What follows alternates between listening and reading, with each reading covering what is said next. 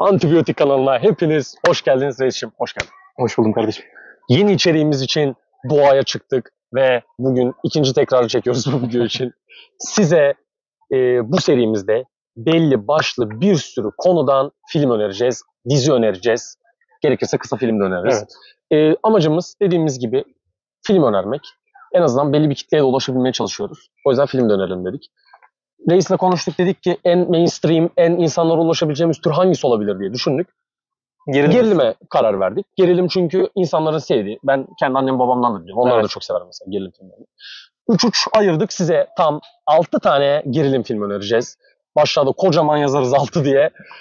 Umarım buradan gidip filmleri izleyebilirsiniz. Reis'cim hoş geldin tekrar. Hoş bulduk tekrardan. İyiyim, teşekkür ederim. Bugün doğada bir video çekeceğiz size. Umarım seslerimiz iyi geliyordur. Yani az önce kaydettik, çok kötü geldi sesimiz. Evet. Çevreden de biraz sesler gelebilir. Şimdiden bunun için özür dileriz. Kusura bakmayın. Evet arkadaşlar, Reçete'ye tekrardan hoş geldiniz. Biz size 6 tane film seçtik dediğimiz gibi ve ilk filmimiz Nocturnal Animals. Bütün arkadaşlarıma belli bir noktada baskı yaptım. O film Nocturnal Animals'tır. Çünkü gerilim filmi için bence birebir. Direkt zaten ilk sıraya da almamın sebebi bu. Yani gerilim videosunu açan bir insanın gerçekten ilk olarak Nocturnal Animals'ı görmesini isterim. Bir yazarın, yazarlıkta tutunamayan bir adamın yolda giderken başarına gelen bin bir türlü olayı hafif de böyle twistli, böyle gerilimli anlatan bir film. Nocturnal Animals çok ilgi çekici bir film olduğunu düşünüyorum. Yönetmenliğini Tom Ford yapmış ve bir kitap uyarlaması olduğunu biliyorum. İsteyen kitabını da okuyabilir. Nocturnal Animals dediğim gibi gerilim türünde bence yani çok üstlerde yer alması gereken bir film olduğunu düşünüyorum. Hatta internette de çok fazla böyle belli başlı yerlerde görmedim. Ben aslında IMDb puanı demeyeyim de IMDb'de puanlayan insan sayısı yüksek bir film aynı zamanda Nocturnal Animals. Size birazcık puanlarından bahsedeceğim. Bu arada buraya da çok ufak bir anekdot ekleyeyim. Biz film önerirken birazcık da nasıl söyleyeyim yani böyle çok tarafsızlığı sağlama mı diyeyim yani. Onu da belli edebilmek için size bütün sitelerin puanlarını buraya vereceğiz. Evet. En fazla bildiğimiz siteleri tek tek editte koyacağız. Evet, Nocturnal Animals 7.4 IMDb puanı, 67 Meta, 3.7 Letterboxd puanı, 74 Rotten puanı ve 74 Popcorn puanına sahip bir film. Puanları bence gayet iyi. Ben de 8 vermiştim IMDb puanına. Ben çok beğenerek izledim filmi. Gerçekten keyifliydi yani. Başrolde hepimizin bildiği Jack Gyllenhaal var. Çok iyi oynuyor. Amy Adams da çok iyi oynuyor. İkisine bayıldığım bir filmdir. Kaç yılıydı yapımı? Kaç yılıydı yapımı? 2014 olması lazım. 2014. Bakayım hemen. Çok eski de bir film değil. 2014'müş. 2010 ya, yeni aslında ya. Çok da eski bir film değil yani. Şundan 10-11 yıl önce onun eskiymiş o. Yani ama sonuçta 2000 ya da 90 yapımı değil. Yok değil. Yok zaten çekimler falan. Tom Ford gerçekten iyi bir iş çıkarıyor. O konuda da belli başlı sahneler var. İzleyenler anladı. Çok çok iyi yani. Ben de merak ettim açıkçası. Gidip izlemeyi düşünüyorum bu akşam. Açıp direkt izliyorum. Evet, ikinci film. İkinci filmimiz benden değil, Denis Villeneuve'den geliyor. Müthiş bir adam ya. Harika bir adam. Gerçekten çok iyi bir yönetmen. Yine başyapıtlarından biri gerilim türünde Prisoners. Hugh Jackman oynuyor başrolünde de. Gene Jack Gyllenhaal var. İkisi Jack beraber. Gyllenhaal, aynen. Film küçük bir kasabada iki kız çocuğun kaybolmasıyla başlıyor. Hani biraz polisiye, biraz dedektiflik, biraz drama derken inanılmaz bir gerilim yaşatıyor herkese. Filmin en sevdiğim noktası ise bu kadar gerilim hissettirirken bir yandan da aile teması ve etik değerlerin sorgulanması gibi yanları çok hoşuma gitmişti benim. Doğru. Film bu arada 2013 yapımı bir film. Filmin puanlamalarına gelecek olursak IMDb'de 8.2 almış. Çok yüksek bir puan bence. Gayet iyi bir puan. Çok ufak şey ekleyeyim. Top 250'de olan bir film. Evet. IMDb'de.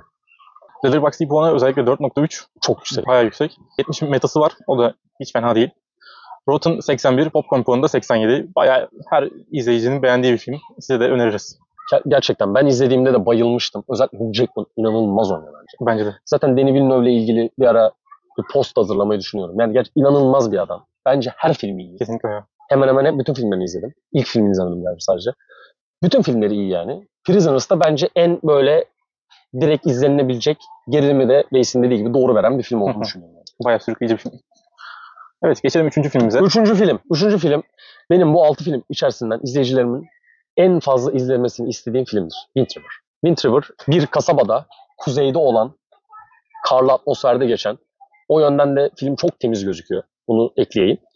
İki dedektifin bir sürü ölen kadın cinayetlerinin peşinden gitmesini anlatan bir film. Hem günümüzde olan olayların, bu işte toplumsal olarak bütün dünyada başına gelen olayların ışığında Wind River'ın bence değeri arttı. 2017 yapımı bir film Big Trouble. Aslında yeni de bir film sayılır. Hı hı. Ama bence olan olaylar gerçekten değerini arttırdı. Güzel bir film olduğunu düşünüyorum.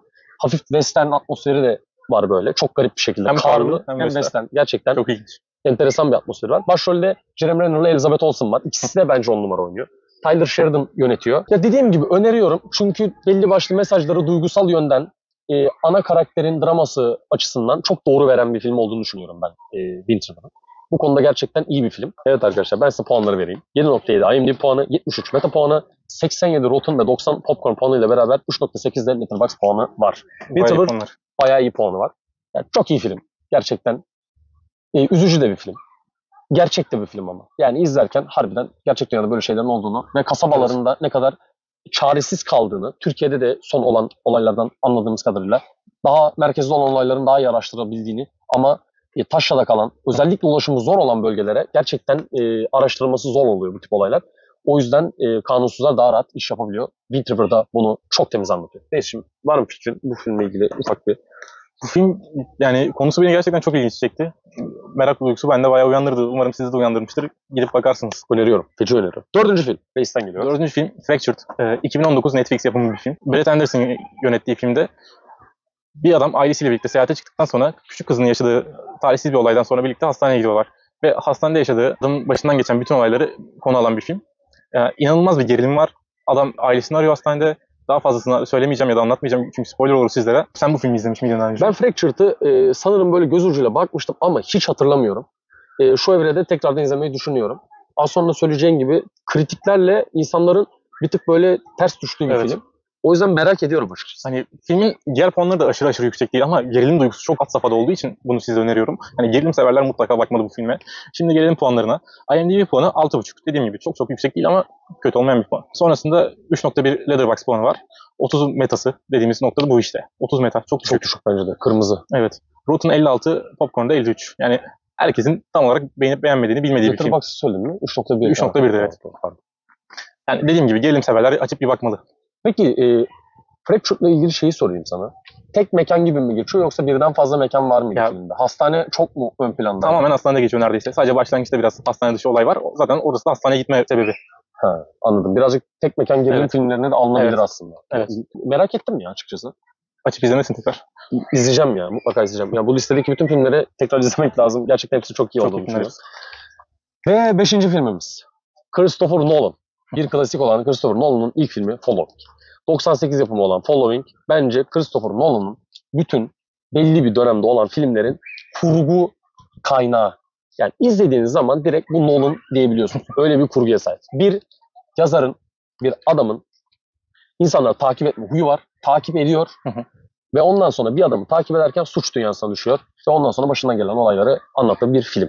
Suça sürüklenen yazar. Ya benim en çok hoşuma giden şey klasik bir Nolan filmi olmasının getirdiği olay kurgusu. Çok iyi bir kurguya sahip. İnsanların da bilmemesi, belli başlı puanların da bence olması gerektiğinden çok düşük olması benim ilgimi çekmesine sebep olmuştu.